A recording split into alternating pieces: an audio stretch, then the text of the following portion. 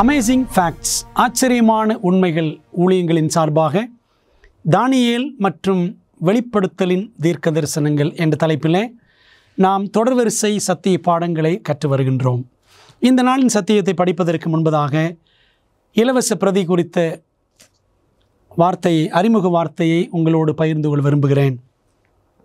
மரித்தவர்கள் உண்மையில் மரித்தவர்களா என்ற அற்புதமான வேதபாடம் அடங்கிய இலவச பிரதி உங்களுக்கு ஆயத்தமாக இருக்கிறது. இதை நீங்கள் பெற்று படிக்க வேண்டும் என்றால் எங்களோடு தொலைபேசியில் தொடர்பு கொள்ளும்படி நான் அழைக்கின்றேன். மட்டுமல்ல, எங்களுடைய அமேசிங் ஃபேக்ட்ஸ் வெப்சைட்டில் நீங்கள் சென்று டவுன்லோட் பண்ணி இந்த பிரதியை நீங்கள் படிக்குமாறு, மற்றவர்களுக்கும் பகிருமாறு உங்களை அன்புடன் நான் கேட்டுக்கொள்கின்றேன். பிரியமானவர்களே, இந்த நாளுக்குரிய செய்திக்குள்ளாக நீங்கள் ஆவலோடு கடந்து வர ஆயத்தமாக இருக்கிறீர்கள். உங்கள் நான் அன்போடு வரவேற்கின்றேன். இந்த நாளுக்குரிய பாடத்தின் தலைப்பு, மரித்தவர்கள் உண்மையில் மரித்தவர்களா? ஜெபித்து நாம் ஆராயலாமா? எங்கள் நல்ல பிதாவே, இந்த வேளையிலே உம்முடைய பரிசுத்த ஆவியானவர் கொண்டு மரணம் குறித்த பாடத்தில் எங்களுக்கு மனத்தெளிவை உம்முடைய வசனங்கள் மூலமாக நீர் தர வேண்டும் என்று நாங்கள் ஜெபிக்கிறோம். கர்த்தாவே, இந்த பாடம் எங்கள் கண்களை திறக்கட்டும். ஆவியானவர் எங்களோடு இடைபடுவீராக. இயேசுவின் நாமத்தில் ஜெபிக்கிறோம் நல்ல பிதாவே, ஆமென். முழு இஸ்ரவேலுக்கும் முதலாம் அரசன் சவுல். இந்த சவுல் தன்னுடைய ராஜ்யத்தினுடைய ஏறக்குறைய கடைசியில் வந்திருந்த காலகட்டம். ஏறக்குறைய 40 ஆண்டுகள் அவன் அரசனாக இருந்தான். அவனுடைய ஆட்சியின் முடிவு காலத்தில் பெலிஸ்தியர்கள் இஸ்ரவேலுக்கு எதிராக கடுமையாக யுத்தம் செய்ய அவர்கள் காத்திருந்தார்கள். அப்படிப்பட்ட சூழ்நிலையில் தான் என்ன செய்ய போகிறேன்? ஜெயிப்பேனா தோற்று போவேனா? இஸ்ரவேல் ஜனங்கள் முன்னேறுவார்களா அல்லது அவர்கள் வீழ்ச்சி அடைவார்களா என்று அவன் மிகவும் குழம்பி போயிருந்த ஒரு காலகட்டம்.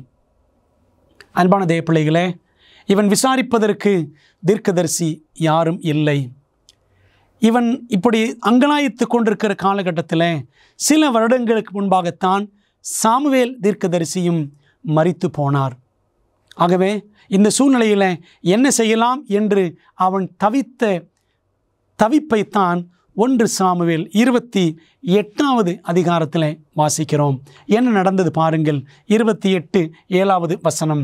அப்பொழுது சவுல் தன் ஊழியக்காரரை நோக்கி, அஞ்சனம் பார்க்கிற ஒரு ஸ்திரீயை தேடுங்கள். அதாவது மரித்து போனவர்களின் ஆவிகளோடு தொடர்பு கொள்ளுகிற ஸ்திரீ தான் அஞ்சனம் பார்க்கிற ஒரு ஸ்திரீ.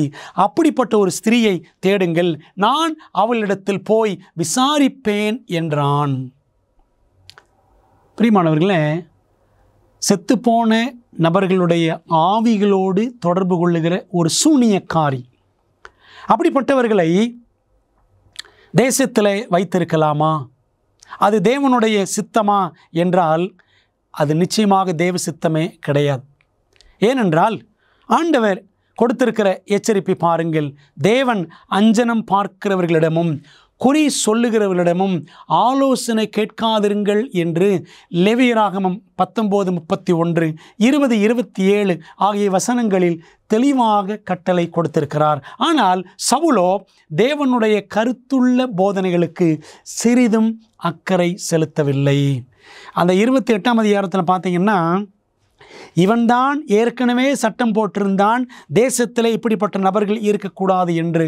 ஆனால் தனக்கு ஒரு இக்கட்டு வந்த பொழுது அப்படிப்பட்ட ஒரு ஸ்திரியை இவனே தேடிச் சென்றான் என்பதையும், அவன் செய்த செயல் முன்னுக்கு பின் முரணாக இருக்கிறது என்பதை நாம் தெளிவாக பார்க்கிறோம். அப்படி அந்த ஸ்திரியை அவன் தேடிச் சென்றவன், எனக்கு சாமுவேல் தீர்க்கதரிசியை வரவைக்க வேண்டும் என்று கேட்டான். அந்த ஸ்திரீயும் ஏதோ சில மந்திரங்கள் எல்லாம் செய்தால் ஒரு முதியவர் தோன்றினார். அந்த முதியவர் சாமுவேலை போல இருப்பதாகவும் இவன் கேள்விப்படுகிறான் சவுல். பிரியமானவர்களே, அப்படி தோன்றின ஒரு ரூபம், சாமுவேலை போல தோன்றின அந்த ரூபம் சொன்ன செய்தி என்ன தெரியுமா? சவுலை பார்த்து, நான் உறங்கிக் கொண்டிருந்தேனே, ஏன் என் உறக்கத்தை கலைத்தாய்? தேவன் உன்னை விட்டு போய்விட்டாரே, நாளைக்கு இதே நேரம் நீயும் உன்னுடைய 3 மகன்களும் யுத்தத்தில் செத்து போவீர்கள் என்று அங்கே தோன்றின அந்த ரூபம் அவனுக்கு செய்தியை சொன்னதாக, அந்த பெண்மணி மூலமாக பேசினதாக 1 சாமுவேல் 28ஆம் அதிகாரத்திலே வாசிக்கின்றோம். அன்பான தேவப்பிள்ளைகளே, வேதம் சொல்லுகிறது, சவுலும் அவன் 3 குமாரரும் அடுத்த நாளில் யுத்தத்தில் ஒருமிக்க செத்து போனார்கள் என்று 1 சாமுவேல் 31ஆம் அதிகாரம் 6ஆம் வசனத்தில் நாம் வாசிக்கின்றோம். பெரியமான தேவப்பிள்ளைகளே,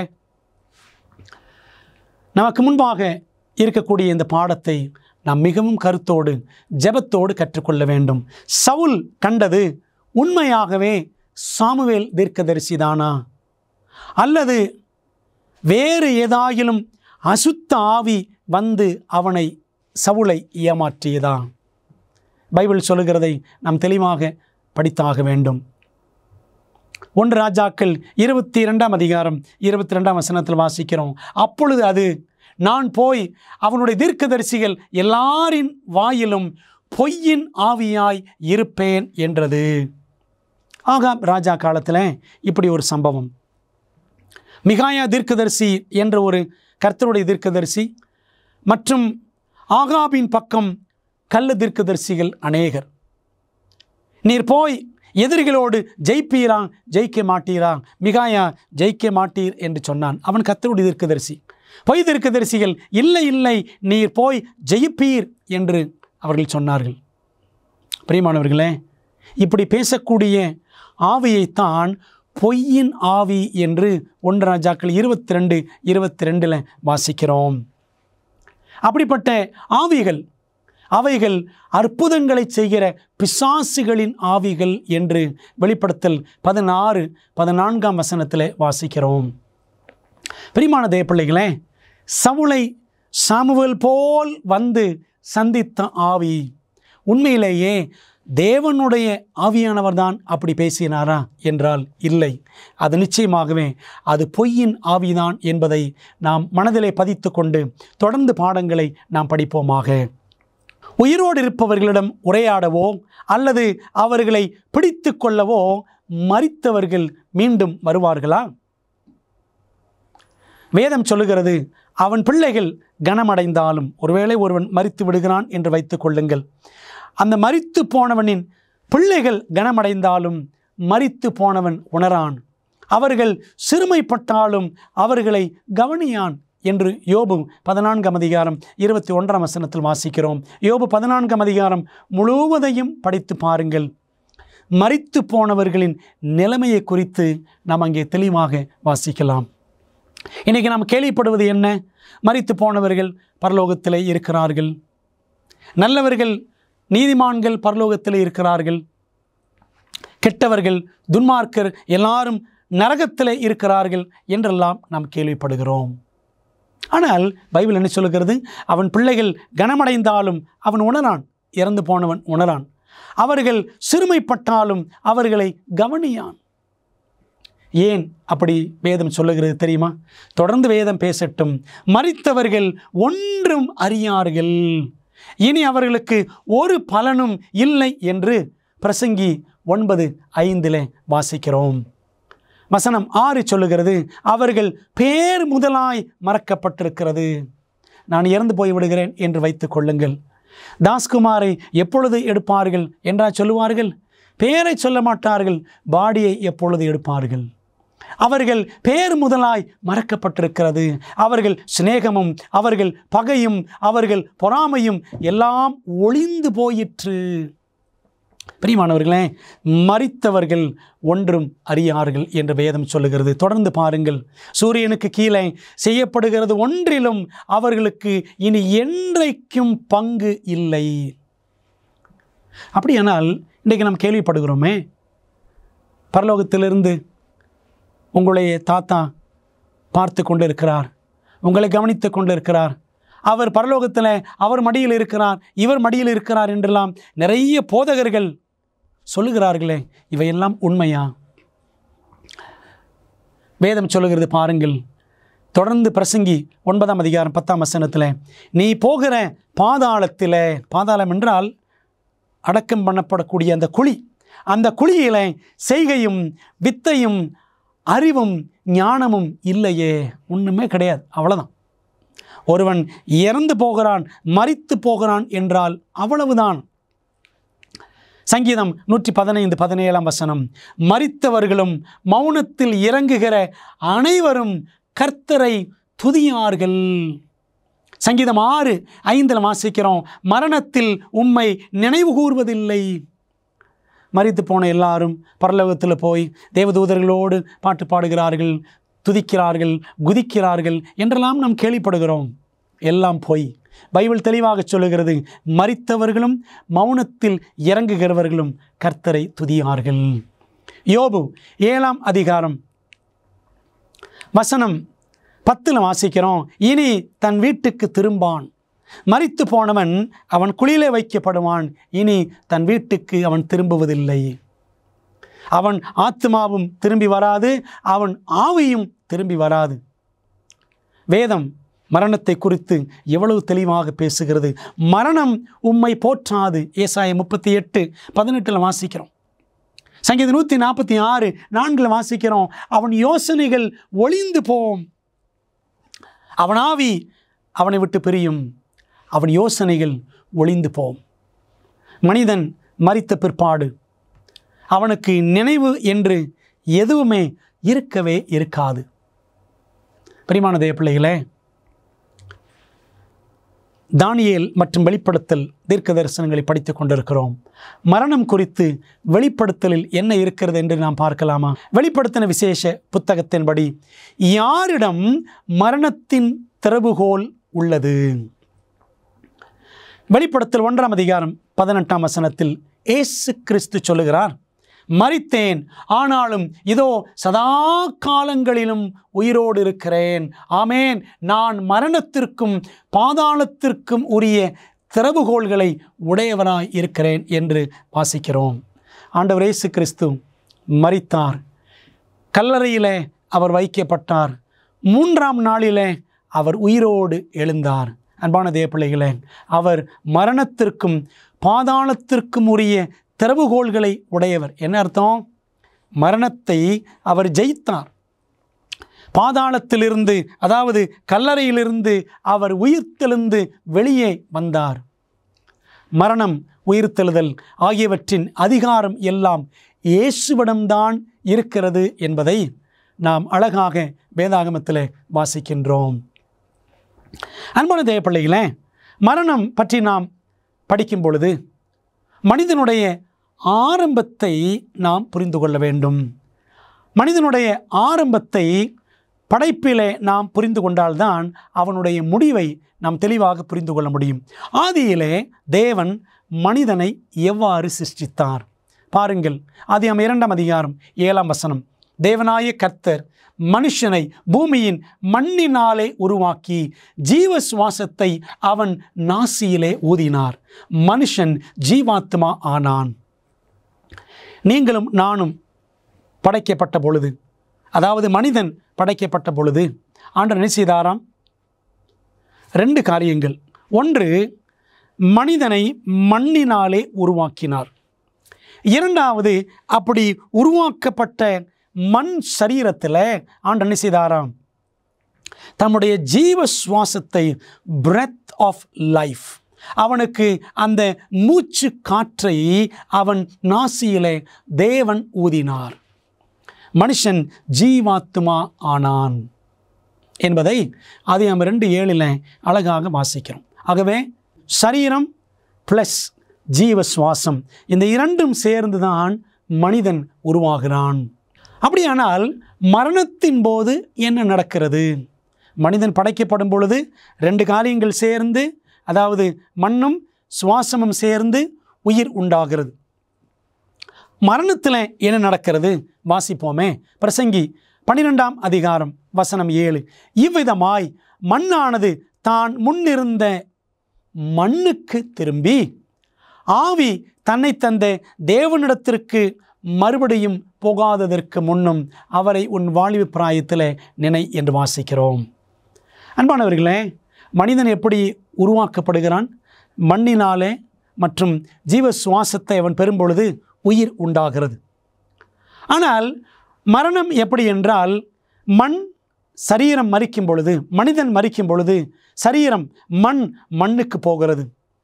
ஆவி, எந்த தேவன் மனிதனுக்கு ஆவியை கொடுத்தாரோ, உயிரை கொடுத்தாரோ, மூச்சு காற்றை கொடுத்தாரோ, அவர் எங்கிருந்து அந்த ஆவியை கொடுத்தாரோ அவரிடமே அந்த ஆவி, அந்த மூச்சு காற்று போய்விடுகிறது. அவ்வளவுதான். ஆகவே மண் மைனஸ் ஆவி இஸ் ஈக்குவல் டு செத்த சரீரம் என்பதை நாம் அழகாக புரிந்து கொள்கிறோம். பிரியமான தேவப்பிள்ளைகளே, அப்படியானால் இந்த சரீரம் படைப்பில் ஆச்சரியமாய் படைக்கப்பட்டது. ஒரு மனிதன் மரிக்கும் பொழுது மண்ணுக்கு திரும்புகிறான், ஆவி தேவனிடம் போகிறது. அவ்வளவுதான். என் உதடுகள் தீமையை சொல்வதும் இல்லை, என் நாக்கு கபடம் பேசுவதும் இல்லை என்று நாம் யோபு புத்தகத்தில் வாசிக்கிறோம். யோபு 27ஆம் அதிகாரத்தில் நாம் சற்று கவனம் செலுத்தி அந்த வசனத்தை வாசிப்போம். 2ஆம் வசனத்தையும் வாசிக்க வேண்டும். என் சுவாசம் என்னிலும் தேவன் தந்த ஆவி என் நாசியிலும் இருக்க மட்டும். என் சுவாசம் என்னிலும் தேவன் தந்த ஆவி என் நாசியிலும் இருக்க மட்டும். என் உதடுகள் தீமையை சொல்வதும் இல்லை, என் நாக்கு கபடம் பேசுவதும் இல்லை. பிரியமான தேவப்பிள்ளைகளே, தேவன்தாம் தம்முடைய ஆவியை நம்முடைய நாசியிலே வைத்திருக்கிறார். அது இருக்கும் வரை நாம் உயிர் உள்ளவர்கள். அதை நம்மை விட்டு போகும் பொழுது நாம் மரித்து போகிறோம். அன்பான தேவப்பிள்ளைகளே, மரணத்தில் இதுதான் நடக்கிறது. ஆவி தேவனிடம் போகிறது, சரீரம் மண்ணுக்கு போகிறது. அவ்வளவுதான். நாம் தொடர்ந்து படிக்க வேண்டிய சில முக்கியமான காரியங்கள், மரித்து பிழைத்த அனுபவங்கள் எப்படி இருக்கும். இன்றைக்கு என்ன சொல்கிறாங்கன்னா, அவுட் ஆஃப் பாடி எக்ஸ்பீரியன்சஸ், மரணத்துக்கு பிற்பாடு நிகழக்கூடிய சில அனுபவங்கள். ஒரு மனிதன், ஒரு நபர் இறந்த பிற்பாடு ஆத்துமா தனியாக அது அலைய ஆரம்பிக்கிறது, ஆவி தனியாக அலைய ஆரம்பிக்கிறது என்றெல்லாம் சொல்லுகிறார்கள். மரணத்துக்கு பிற்பாடு மனிதனுக்கு உணர்வு நிலை இருக்கிறது என்றும் சொல்லுகிறார்கள். மரணத்துக்கு அப்புறமோ மனிதன் உணர்வோடு இருக்க முடியும். சரீரம் செத்து போய்விட்டாலும் அவனுடைய ஆத்மா உணர்வுள்ள நிலையில் இருக்கும் என்று இன்னைக்கு அநேக சபைகளில் போதிக்கிறார்கள். ஆனால் பைபிள் என்ன சொல்லுது? மரித்தவர்கள் ஒன்றும் அறியார்கள். வேதாகமத்தில் நாம் பார்க்க வேண்டிய சில முக்கியமான காரியங்கள், மரணத்தை குறித்து நாம் இனிமேல் பார்க்க போகிறோம். மரித்தவர்கள் மரணத்திற்கு பின் எங்கே செல்வார்கள்? வேதம் என்ன சொல்லுகிறது பார்க்கலாமா? யோபு 21:32, அவன் கல்லறைக்கு கொண்டு வரப்படுகிறான், அவன் கோரி காக்கப்பட்டிருக்கும். மரித்தவன் கல்லறைக்கு கொண்டு வரப்படுகிறான், அவன் கோரி என்றால் அவன் அடக்கம் பண்ணப்படக்கூடிய அந்த இடம், அவன் கோரி காக்கப்பட்டிருக்கும். பிரியமான தேவப்பிள்ளைகளே, அப்படியானால் பைபிள் எவ்வளோ தெளிவாக சொல்லுது பாருங்கள். இறந்ததுக்கப்புறம் அவன் தனியாக அலைகிறான் அப்படின்னு ஏதாவது வசனம் இருக்கிறதா? இல்லை. யோவான் 5:28-29 இயேசு சொன்னார், பிரேத குழிகளில் உள்ள அனைவரும் அவருடைய சத்தத்தை கேட்கும் காலம் வரும். அன்பானவர்களே, மரிக்கிறவர்கள் எல்லாரும் நல்லவர்களோ கெட்டவர்களோ, பிரேத குழிகளில் உள்ள அனைவரும் ஆண்டவர் இயேசு கிறிஸ்துவின் 2ஆம் வருகையிலே அவருடைய சத்தத்தை, எக்கால சத்தத்தை கேட்கும் காலம் வரும் என்று வாசிக்கிறோம். அப்போ என்ன அர்த்தம்? ஆண்டவர் இயேசு கிறிஸ்து 2ஆம் முறை வருகிற வரைக்கும் மரித்தவர்கள் எல்லாரும், நல்லவர்களோ கெட்டவர்களோ, நீதிமான்களோ பாவிகளோ, யாரானாலும் சரி, கர்த்தருக்கு பிரியமானவர்களோ அல்லது பிசாசுக்கு பிரியமானவர்களோ, எவரானாலும் சரி, ஆண்டுடைய வருகை நாள் வரைக்கும் பிரேத குழிகளில்தான் இருப்பார்கள் என்பதை மிக அழகாக இயேசுவானவர் நமக்கு கற்றுக் கொடுக்கிறார். வேதாகமத்தில் அநேக தேவனுக்கு பிரியமானவர்கள் இருந்திருக்கிறார்கள். அதில் ஒரு நபர் யார் என்றால் ஆண்டவர் சொன்னார், என் இருதயத்திற்கு ஏற்ற மனுஷன் தாவீது. தாவீது ராஜா ரட்சிக்கப்படுவார் என்று வேதம் வெளிப்படையாக கூறுகிறது. இப்பொழுது அவர் பரலோகத்தில் இருக்கிறாரா? அவர் மரித்தார். மரித்த பிற்பாடு தாவீது பரலோகத்துக்கு போய்விட்டாரா? அவர் எங்கே இருக்கிறார்? வசனம் என்ன சொல்லுகிறது என்று நாம் பார்க்கலாமா? சகோதரரே, கோத்திர தலைவனாகிய தாவீதை குறித்து நான் உங்களுடனே தைரியமாய் பேசுகிறதற்கு இடங்கொடுங்கள். அப்போஸ்தலர் 2:29 பேதுரு பிரசங்கம் பண்ணுகிறார். பெந்தேகோஸ்து நாளிலே அவர் செய்த பிரசங்கத்திலிருந்து நாம் வாசிக்கிறோம். அவர் சொல்லுகிறார் பாருங்கள், அப்போஸ்தலர் 2:34 தாவீது பரலோகத்திற்கு எழுந்து போகவில்லையே, அவனுடைய கல்லறை இந்நாள் வரைக்கும் நம்மிடத்தில் இருக்கிறதே என்று அப்போஸ்தலர் 2ஆம் அதிகாரத்தில் வாசிக்கிறோம். பிரியமானவர்களே, தேவனுடைய இருதயத்திற்கு ஏற்ற மனுஷன் தாவீது, அவன் கூட பரலோகத்திற்கு இன்னும் எழுந்து போகவில்லை என்பதை பேதுரு சொல்லுகிறார். அப்படியானால் இன்றைக்கு நாம் கேட்கிற காரியங்கள் எல்லாம் உண்மையா? இன்றைக்கி அநேக கிறிஸ்தவ துக்க வீடுகளுக்கு செல்லும் பொழுது, அடக்க ஆராதனைகளுக்கு செல்லும் பொழுது அநேக போதகர்கள் சொல்லுகிறார்கள், மரித்து போன இந்த நபர் பரலோகத்திலே இருக்கிறார். ஒரு நாள் ஒரு மரண வீட்டிற்கு சென்றிருந்தேன். வேறொரு சபையைச் சேர்ந்த ஒரு போதகர் வந்திருந்தார். அந்த போதகர் ஜெபிக்கிறார். என்ன ஜெபித்தார் தெரியுமா? அது ஒரு ஏழை குடும்பம். மரித்து போன அந்த நபர் ஒரு ஏழையான ஆண்மகன். எல்லாரும் துக்கித்து அழுது கொண்டிருக்கிறார்கள். அவர் ஜெபம் பண்ணார், ஆண்டவரே, தார் ரோட்டிலே நடந்து கொண்டிருந்த இந்த மனிதன் இப்பொழுது பரலோகத்திலே தங்க ரோட்டிலே நடந்து கொண்டிருக்கிறான், உமக்கு ஸ்தோத்திரம் என்று அவர் சொன்னார். இது உண்மையா? ஜெபம் முடிந்தது. அவரை வெளியே அழைத்தேன். பாஸ்டர், இப்படி சொல்கிறீங்களே, இது உண்மையா அப்படின்னு கேட்டேன். அதுக்கு அவர் சொன்னார், பாஸ்டர், என்ன செய்கிறது, ஒரு ஆறுதலுக்காக அப்படி சொன்னேன் என்று சொன்னார். எவ்வளோ பொய் பார்த்தீர்களா? எவ்வளோ பெரிய பித்தலாட்டம் பார்த்தீர்களா? பைபிள் சொல்லுகிறது, தாவீது பரலோகத்திற்கு எழுந்து போகவில்லையே. இப்பொழுது பரலோகத்தில் யாராவது இருக்கிறார்களா என்று கேட்டால் நாம் யார் யாரை சொல்லுவோம்? ஏனோக்கு பரலோகத்திற்கு உயிரோடு சென்றார். எலியா பரலோகத்திற்கு உயிரோடு சென்றார். மார்க்கு 9ஆம் அதிகாரத்தில் முதல் 8 வசனங்களை படித்து பாருங்கள். நாம் அங்கே படித்து பார்த்தால், ஆண்டவர் இயேசு கிறிஸ்து தமக்கு நெருக்கமான சீஷர்கள் 3 பேர், பேதுரு, யாக்கோபு, யோவான், இவர்களை அழைத்து கொண்டு ஒரு மலைக்கு சென்று அங்கே அவர் மறுரூபமானார், மகிமை அடைந்தார் என்று வாசிக்கிறோம். அப்படி அவர் மகிமை அடைந்த நேரத்தில் என்ன நடந்துச்சு? ஆண்டவர் இயேசு கிறிஸ்துவும் ஒரு பக்கம் மோசே, இன்னொரு பக்கம் எலியா என்று 3 பேரும் மகிமை அடைந்த ஒரு பிரம்மாண்டமான காட்சியை அங்கே சீஷர்கள் பார்க்கிறார்கள், 3 பேரும். அன்பான தேவ பிள்ளைகளே, அப்படியானால் என்ன பார்க்கிறோம்? ஆண்டவர் இயேசு கிறிஸ்து சீக்கிரத்தில் மரிக்க போகிறார். அவரை ஊக்கப்படுத்துவதற்காக, அவருடைய மரணத்தை குறித்து பேசுவதற்காக மோசேயும் எலியாவும் என்ன செய்தார்களாம்? மறுரூப மலைக்கு அங்கே இறங்கி வந்து காட்சி கொடுத்தார்கள் என்று பார்க்கிறோம். ஆகவே எலியா உயிரோடு பரலோகத்துக்கு போய்விட்டார். மோசே எப்படி பரலோகத்திலிருந்து வந்தார்? அவர் பரலோகத்திற்கு சென்றாரா? எப்படி சென்றார்? அவர் மரித்தார். தேவனே மோசேயை அடக்கம் பண்ணினார் என்று பைபிள் சொல்லுகிறது. அவர் அடக்கம் பண்ணப்பட்ட இடம் யாருக்குமே இதுவரைக்கும் தெரியாது. அவர் எப்பொழுது உயிர் தெழுந்தார் பாருங்கள். யூதா என்ற நிருபத்தில் வெளிப்படுத்தின விசேஷத்திற்கு முந்தி இருக்கிற புத்தகம், ஒரே ஒரு அதிகாரம் கொண்ட புத்தகம். அதில் 9ஆம் வசனம், பிரதான தூதனாகிய மிகாவேல் மோசேயின் சரீரத்தை குறித்து பிசாசுடனே தர்க்கித்து பேசின போது, மோசே மரிக்கும் பொழுது அவன் ஒரு தவறு இழைத்து விடுகிறான். தேவன் கண்மலையை பார்த்து பேச சொன்னார்.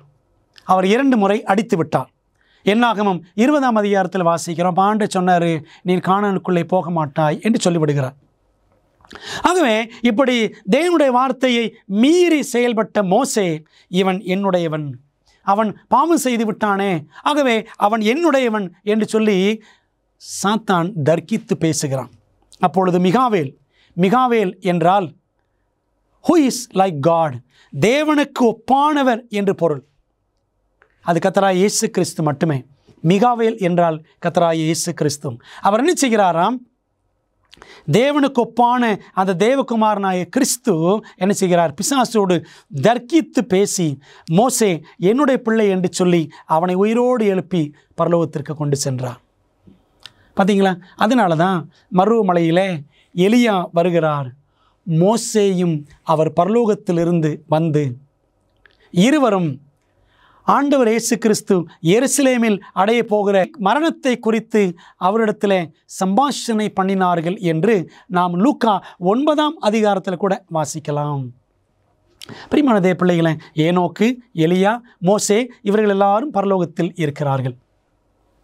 மேலும் வேதம் சொல்லுகிறது மத்தேயு 27, 52, 53 ஆகிய வசனங்களில் கல்லறைகளும் திறந்தது, நித்திரை அடைந்திருந்த அநேக பரிசுத்தவான்களுடைய சரீரங்களும் எழுந்திருந்தது. அவர் உயிர்த்தெழுந்த பின்பு இவர்கள் கல்லறைகளை விட்டு புறப்பட்டு பரிசுத்த நகரத்தில் பிரவேசித்து அநேகருக்கு காணப்பட்டார்கள் என்று நாம் வாசிக்கிறோம். ஆண்டவர் இயேசு கிறிஸ்து உயிர்த்தெழுந்த பொழுது அநேக கல்லறைகள் திறவுண்டு அநேக பரிசுத்தவான்கள் உயிரோடு எழும்பினார்கள். அவர்களும் அவரோடு கூட சென்றதாக நாம் என்ன செய்கிறோம்? வேதாகமத்தில் பார்க்கிறோம். அன்பான தேவ பிள்ளைகளே, இப்படி பரலோகத்திற்கு யார் யாரெல்லாம் சென்றார்கள் என்று அந்த 3 பேர், ஏனோக்கு, எலியா, மோசே மற்றும் இயேசு கிறிஸ்து உயிர்த்தெழுந்த பொழுது ஒரு கூட்டம், பரிசுத்தவான்கள் கூட்டம், இவ்வளோ பேர் தான் பரலோகத்திற்கு சென்றவர்கள்.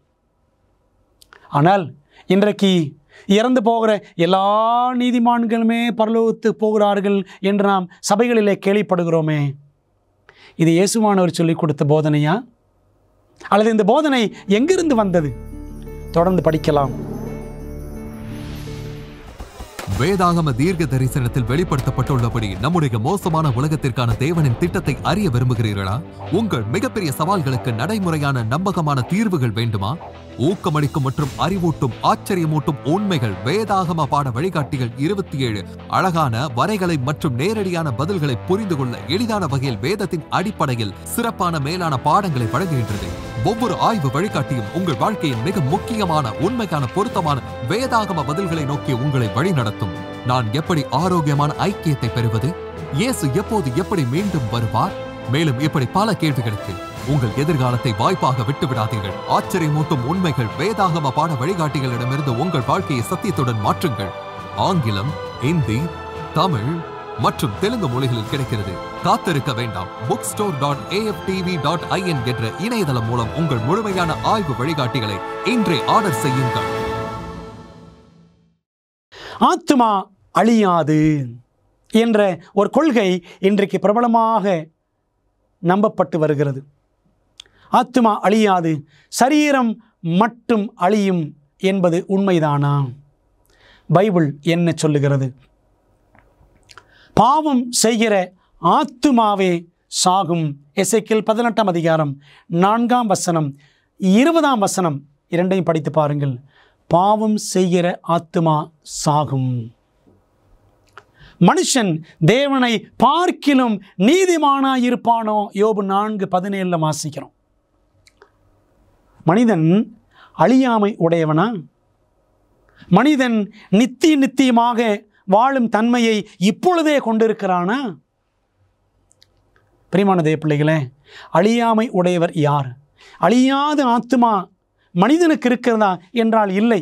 அழியாமை உடையவர் ஆண்டவர் மட்டும்தான். வேதாகமத்தில் நாம் கவனிப்போமே, அற்புதமான வசனம் 1 தீமோத்தேயு 6:15-16 வசனங்கள். ராஜாதி ராஜாவும் கர்த்தாதி கர்த்தாவும் ஒருவராய் சாவாமை உள்ளவரும், ஒன் who is immortal. யார் அந்த அழியாமை உடையவர் என்றால் ஆண்டவர் மட்டும்தான் அழியாமை உடையவர். மனிதர்கள் அழியக்கூடியவர்கள். பாவம் செய்கிற எந்த ஆத்துமாவும் சாகும் என்பதை வேதம் தெளிவுபட நமக்கு கூறுகிறது. அன்பான தேவ பிள்ளைகளே, அப்படியானால் நீங்களும் நானும் இயேசுவின் பிள்ளைகளாகவே இந்த உலகத்திலே வாழ்ந்தாலும் நமக்கு அழியாமை என்பது இப்பொழுது நாம் பெற்றிருக்கவில்லை. நீதிமான்களுக்கு அப்படியானால் எப்பொழுது அழியாமை வழங்கப்படும்? வேதம் சொல்லுகிறது 1 கொரிந்தியர் 15:51-52, கடைசி எக்காலம் தொனிக்கும் போது ஒரு நிமிஷத்தில், ஒரு இமைப்பொழுதில் நம்ம எல்லாரும் மறுரூபமாக்கப்படுவோம். அப்பொழுது மரித்தோர் அழிவில்லாதவர்களாய் எழுந்திருப்பார்கள். பார்த்தீங்களா, கிறிஸ்துவுக்குள் மரித்தவர்கள் அழிவில்லாதவர்களாய் எழுந்திருப்பார்கள். சாவுக்கேதுவாகிய இந்த சரீரம் சாவாமையையும் தரித்து கொள்ளும் என்று பார்க்கிறோம். அன்பான தேவ பிள்ளைகளே, கிறிஸ்துவுக்குள் மரிக்கிற பிள்ளைகள் அவருடைய 2ஆம் வருகையில் முதலாம் உயிர்த்தெழுதல் நடக்கும் பொழுது அந்த முதலாம் உயிர்த்தெழுதலிலே எழுந்திருப்பார்கள். அப்பொழுது அவர்களுக்கு அழிவில்லாமை, சாவாமை கொடுக்கப்படும் என்பதை நாம் இங்கே வாசிக்கின்றோம். ஏனெனில் கர்த்தர்தாமே ஆரவாரத்தோடும் பிரதான தூதனுடைய சத்தத்தோடும் தேவ எக்காலத்தோடும் வானத்திலிருந்து இறங்கி வருவார். 1 தெசலோனிக்கேயர் 4:16. அப்பொழுது கிறிஸ்துவுக்குள் மரித்தவர்கள் முதலாவது எழுந்திருப்பார்கள். அப்படி முதலாம் உயிர்த்தெழுதலில் எழுந்திருக்கிற பிள்ளைகள் என்ன செய்வார்களாம்? சாவாமையை தரித்து கொள்வார்கள். ஆகவே உயிர்த்தெழுதலின் போதுதான் தேவன் தம்முடைய ஜனங்களுக்கு அழியாமையை, சாவாமையை கொடுக்கிறார் என்பதை வேதாகமம் நமக்கு திட்டவட்டமாக போதிக்கிறது.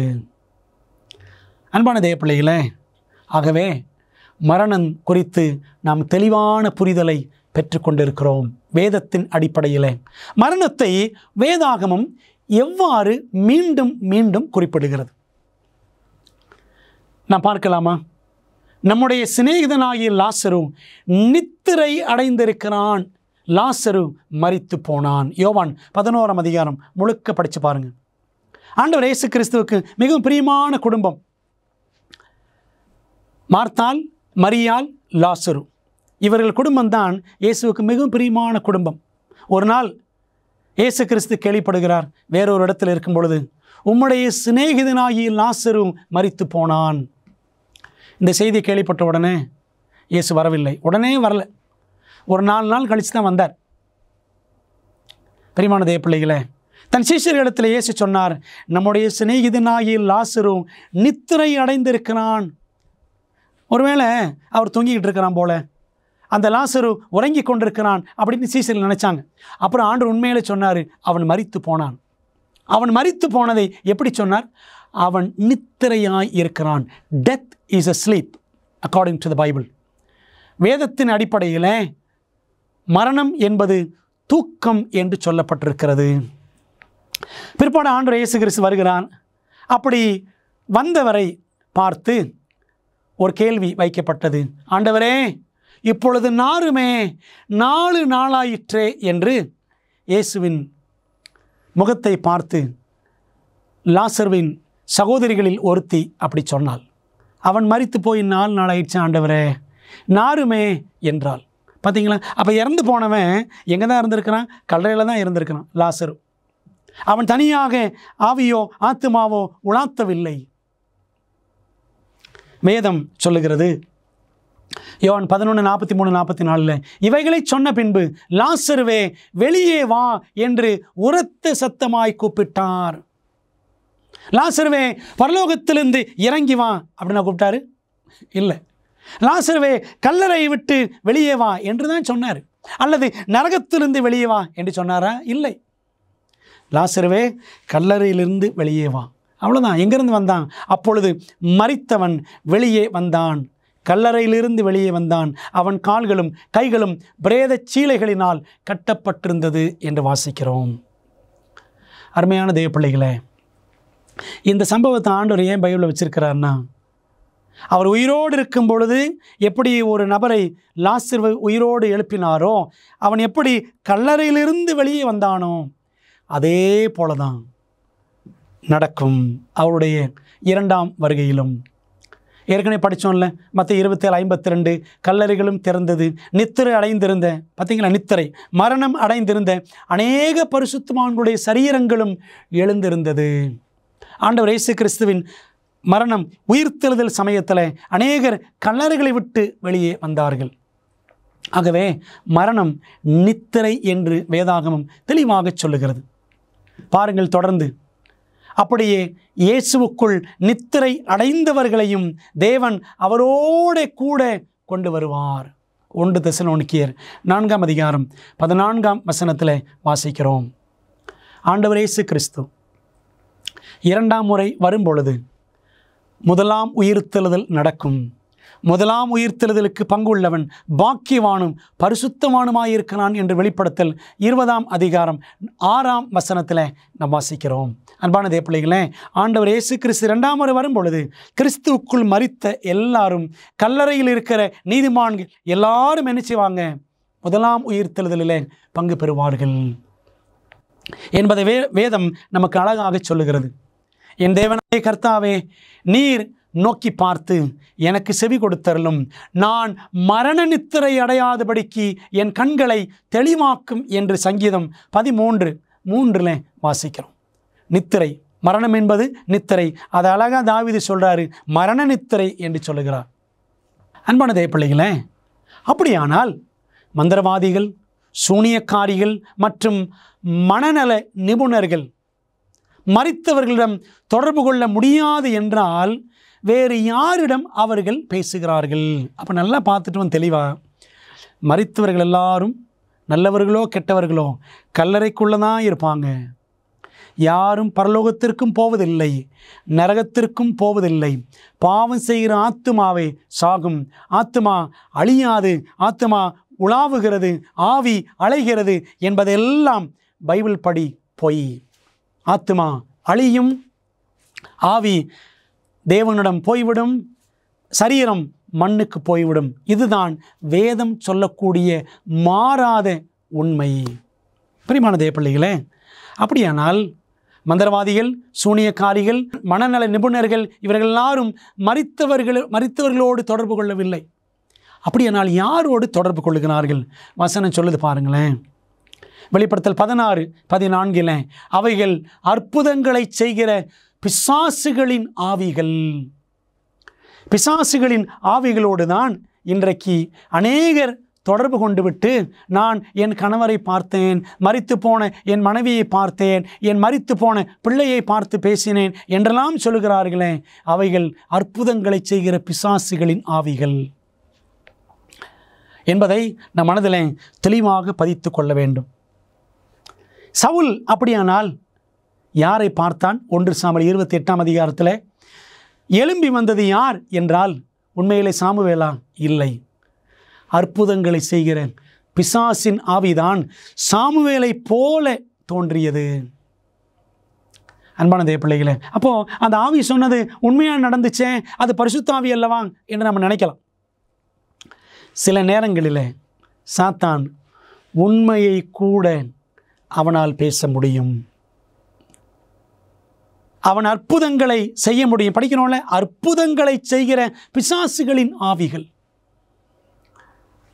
அன்பான தேவப்பிள்ளைகளே, சவுல் வஞ்சிக்கப்பட்டான். மரித்தவர்களின் ஆவிகள் உயிருடன் தான் இருக்கின்றன என்று பிசாசு ஏன் நம்மை நம்ப வைக்க பார்க்கிறான்? கடைசி நாட்களில் வஞ்சகம் கிரியை செய்யும் என்று ஆண்டவர் மத்தேயு 24ஆம் அதிகாரத்தில் திரும்ப திரும்ப சொல்லியிருக்கிறார் என்று நாம் ஏற்கனவே படித்திருக்கிறோம். பாருங்கள், மத்தேயு 24:24 ஏனெனில் கள்ள கிறிஸ்துக்களும் கள்ள தீர்க்கதரிசிகளும் எழும்புவார்கள். எழும்பி என்ன செய்வாங்க? கூடுமானால் தெரிந்து கொள்ளப்பட்டவர்களையும் வஞ்சிக்கத்தக்கதாக, தெரிந்து கொள்ளப்பட்டவர்கள் ஆண்டவருடைய பிள்ளைகள், சத்தியத்தை பைபிளை கையிலே வச்சிருக்கிற பிள்ளைங்க, தெரிந்து கொள்ளப்பட்டவர்களையும் வஞ்சிக்கத்தக்கதாக பெரிய அடையாளங்களையும் அற்புதங்களையும் செய்வார்கள். இதோ முன்னதாக உங்களுக்கு அறிவிக்கிறேன். ஆண்டவர் இதை முன்கூட்டியே நமக்கு எச்சரிப்பாக கொடுத்திருக்கிறார். நாம் மோசம் போய்விடக்கூடாது என்பதற்காக. அதனால தான் அன்பான தேவ பிள்ளைகளே, மரணத்தை குறித்த இந்த சத்தியத்தை நான் படித்துக்கொள்ள வேண்டியது அவசியம். மரணத்தில் மனிதர்களின் நிலை என்ன என்பதை தெளிவாக புரிந்து கொள்ள வேண்டியது, வேதத்தின் அடிப்படையில் கற்றிருக்க வேண்டியது நமக்கு மிகவும் அவசியம். தீய ஆவிகளை பயன்படுத்தும் சாத்தானின் செயல்கள் கடைசி நாட்களில் எவ்வளவு ஆற்றலுடன் காணப்படும். தீய ஆவிகளை சாத்தான் எவ்வளவு வேகமாக தன்னுடைய சக்தியை கொண்டு அவன் பயன்படுத்தி அவன் அற்புத செயல்களை, அபாரமான செயல்களை செய்வான் என்பதை நாம் புரிந்து கொள்ள வேண்டும். வெளிப்படுத்தல் 18:23 படிக்கிறோம், உன் சூனியத்தால் எல்லா ஜாதிகளும் மோசம் போனார்களே.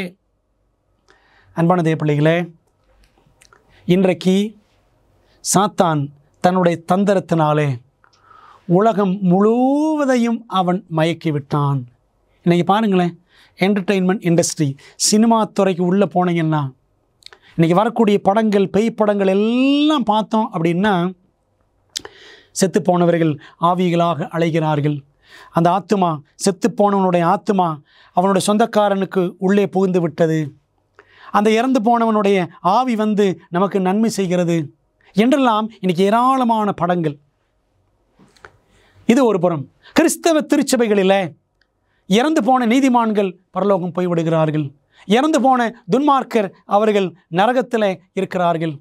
நீதிமான்கள் எல்லாம் பரலோகத்திலிருந்து ஆண்டவரை பாடி துதித்து கொண்டிருக்கிறார்கள். அவர் மடியில் இருக்கிறார்கள், இவர் மடியில் இருக்கிறார்கள், அங்கே இருந்து நம்மை பார்த்து கொண்டிருக்கிறார்கள் என்றெல்லாம் ஒரு பித்தலாட்டமான போதனையை நாம் கேள்விப்படுகிறோம்.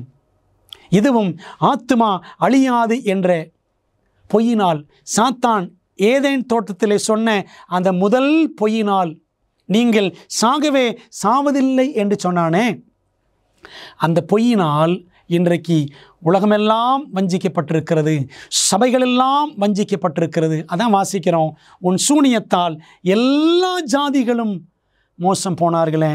பைபிளை கையில் வச்சிருக்கவங்க கூட இன்றைக்கு மோசம் போய் இருக்கிறார்கள். வெளிப்படுத்தல் 18:2 பாருங்க.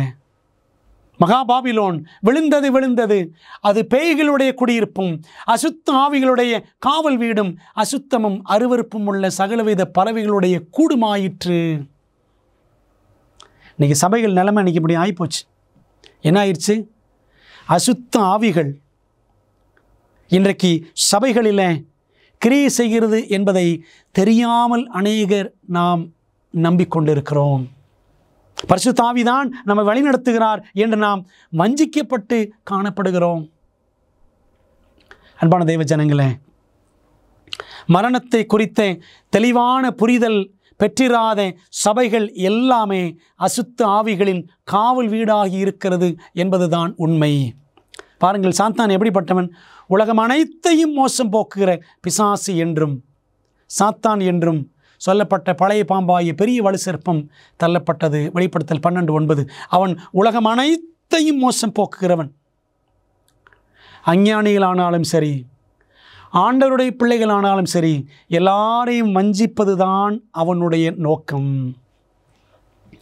அன்பான தேவ பிள்ளைகளே, இந்த செய்தியை கேட்டுக்கொண்டிருக்கிற நாம் மரணம் என்ற காரியத்தை தெளிவாக புரிந்து கொள்ளாமல், மரித்தவர்கள் ஒன்றும் அறியார்கள் என்ற உண்மையை நாம் புரிந்து கொள்ளாமல் இருப்போம் என்று சொன்னால், ஆவி மார்க்கத்தினால், ஸ்பிரிட்டிசம் அல்லது ஸ்பிரிச்சுவலிசம் என்று சொல்வார்கள், ஆவி மார்க்கம், அதாவது செத்துப்போன நபர்களுடைய ஆவிகள் தான் நம்மோடு தொடர்பு கொள்ளுகின்றன என்ற பெயரில் உண்மையிலேயே விழுந்து போன பிசாசின் ஆவிகள் வந்து நம்மை வஞ்சிக்கிறது. ஆனால் செத்து போனவர்கள் பெயராலை வந்து வஞ்சிக்கும். இப்படிப்பட்ட மார்க்கத்துக்கு பேர் தான் ஆவி மார்க்கம். பிரியமானவர்களே, அசுத்த ஆவிகள் நடப்பிக்கும் இந்த அற்புதங்களை எல்லாம் தேவன் எவ்வாறு பார்க்கிறார்? அஞ்சனம் பார்க்கிறவர்களும் குறி சொல்லுகிறவர்களுமாய் இருக்கிற புருஷனாகிலும் ஸ்திரீயாகிலும் கொலை செய்யப்பட வேண்டும், அவர்கள் மேல் கல்லெறிவார்களாக. லேவியராகமம் 20:27. இன்றைக்கு அமெரிக்காவில் பார்த்தீங்கன்னா இந்த மரித்து போன நபர்களுடைய ஆவிகளை வர வைத்து, ஏன்னா பிரியமானவர்கள் செத்து போனதுக்கப்புறம் குடும்பத்தில் உள்ளவங்க ரொம்ப துக்கத்தோடு, வேதனையோடு, கண்ணீரோடு இருப்பார்கள். ஆகவே அவர்களை ஆறுதல் படுத்துவதற்கு இன்றைக்கு இப்படி ஒரு பிஸ்னஸ் நிறைய நடக்குது. மரித்த உங்களுடைய உறவினர்களை நாங்கள் அழைத்து வருகிறோம், அவர்களுடைய ஆவிகளோடு நீங்கள் பேசுங்கள் என்று பெரிய பிஸ்னஸே நடக்குது. அதற்கென்று அரங்குகள் இருக்கின்றன. $300 கட்டணும். ஒரு மணி நேரம் போய் நீங்கள் அந்த உங்களுடைய இறந்து போன நபரை அந்த சொந்தக்காரங்களை வர வச்சு அந்த ஆவியை வர வச்சு பேசணும் அப்படின்னா 1 மணி நேரத்திற்கு $300, அதாவது கிட்டத்தட்ட ஒரு 12,000 ரூபாய் கட்டினால் நீங்கள் பேசலாம் அவங்களோட. இப்படி பிஸ்னஸ் கொடிகட்டி பறக்கிறது வெளிநாடுகளில் பிரியமான தேவ பிள்ளைகளே. ஆனால் ஆண்டவர் சொல்கிறாரு, இப்படிப்பட்ட அஞ்சனம் பார்க்கிறவர்கள், குறி சொல்லுகிறவர்கள், அது ஆணோ பெண்ணோ யாரானாலும் கொலை செய்யப்பட வேண்டும், கல்லெறியப்பட வேண்டும் என்று தேவன் சொன்னார். இது பழைய ஏற்பாடில். புதிய ஏற்பாட்டில் இருக்கக்கூடிய எச்சரிப்பு பாருங்கள். பிற்காலங்களிலே மனசாட்சியில் சூடுண்ட பொய்யருடைய மாயத்தினாலே சிலர் வஞ்சிக்கிற ஆவிகளுக்கும் பிசாசுகளின் உபதேசங்களுக்கும் செவி கொடுத்து விசுவாசத்தை விட்டு விலகி போவார்கள் என்று 1 தீமோத்தேயு 4:1 பவுல் எச்சரிக்கிறார். அன்பான தேவ பிள்ளைகளே, பைபிளை கையில் வைத்து கொண்டே நாம் தப்பான உபதேசங்களை, பிசாசின் உபதேசங்களை பின்பற்ற முடியும். போதகர்களால் நாம் தவறான வழியில் நடத்தப்பட முடியும்.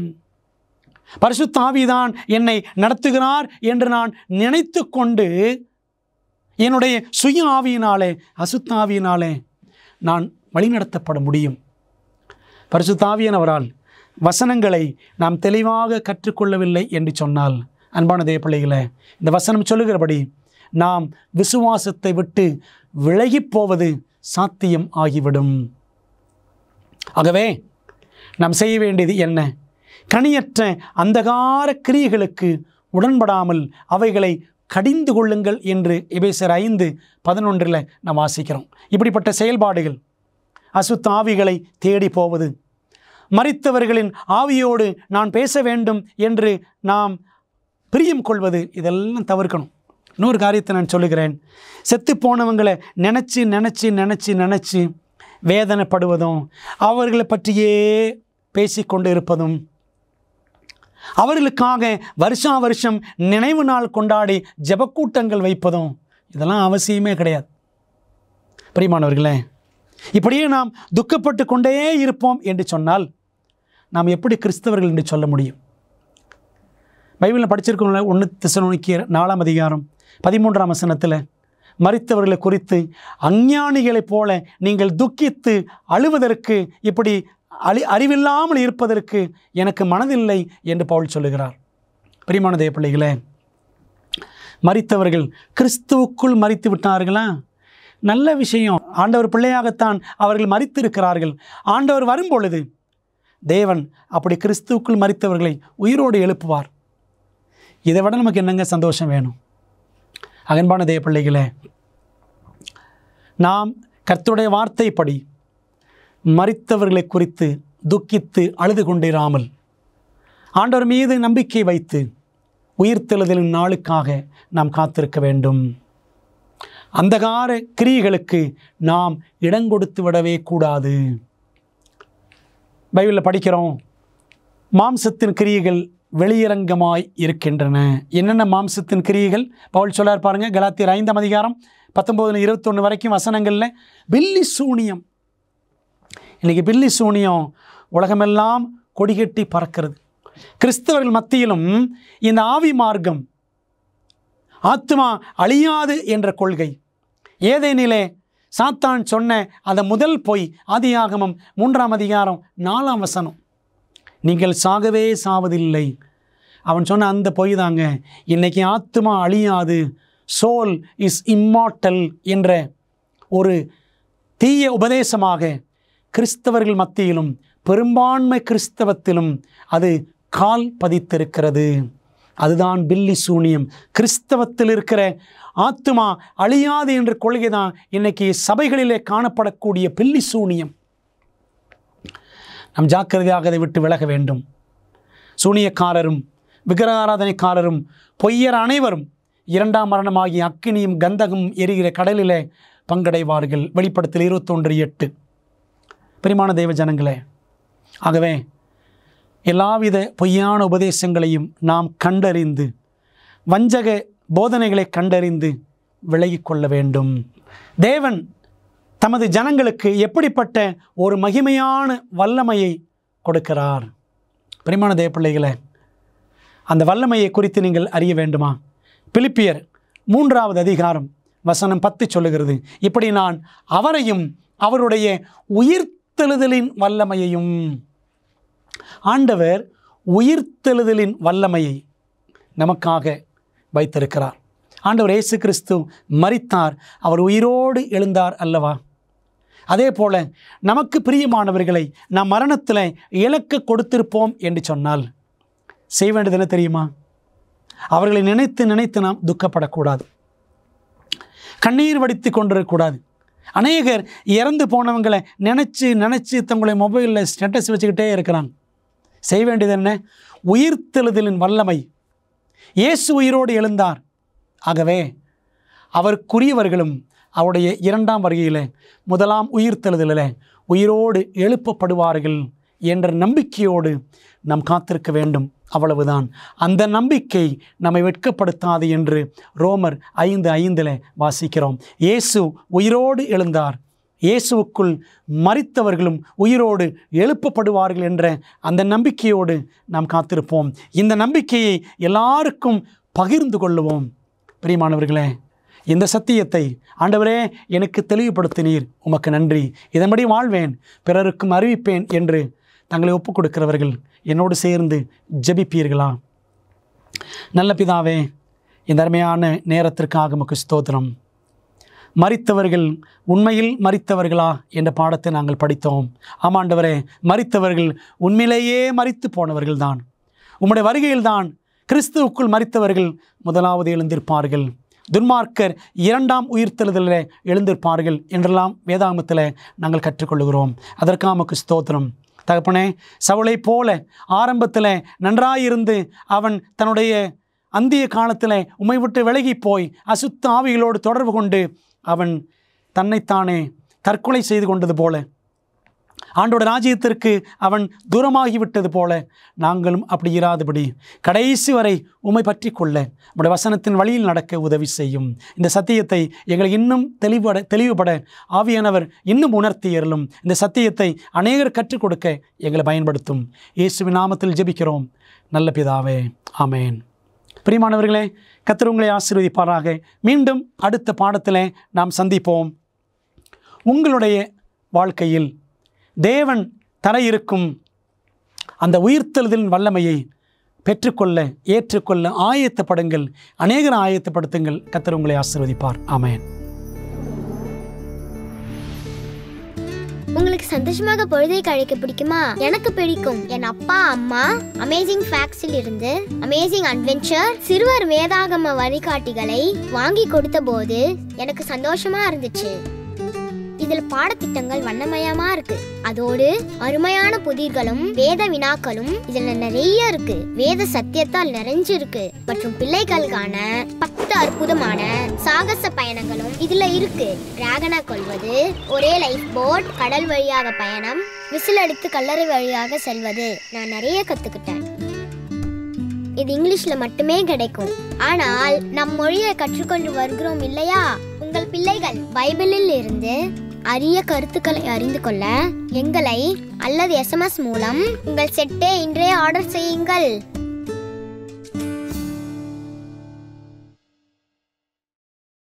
வேத பாட ஆராய்ச்சியில் போதுமான ஆச்சரியமான உண்மைகளை ஆய்வு செய்ய விருப்பமா? சத்தியம் நிறைந்த இந்த நிகழ்ச்சியை நீங்கள் சந்தோஷமாக காண அடுத்த வாரம் வரை காத்திருக்க வேண்டியதில்லை. இதன் அற்புதமான உண்மைகளை AFTV.org ஊடக நூலகத்தில் காணலாம். AFTV.org-இல் நீங்கள் காணொளி மற்றும் கேளலை விளக்க காட்சிகள் அனைத்தையும் அதனுடன் அச்சிடப்பட்ட உள்ளடக்கத்தையும் இலவசமாக பெறலாம். வாரத்தில் 7 நாட்களும் 24 மணி நேரமும் உங்கள் கணினி அல்லது மொபைல் சாதனத்தில் இருந்து பெற முடியும். AFTV.org-ஐ பார்வையிடுங்கள்.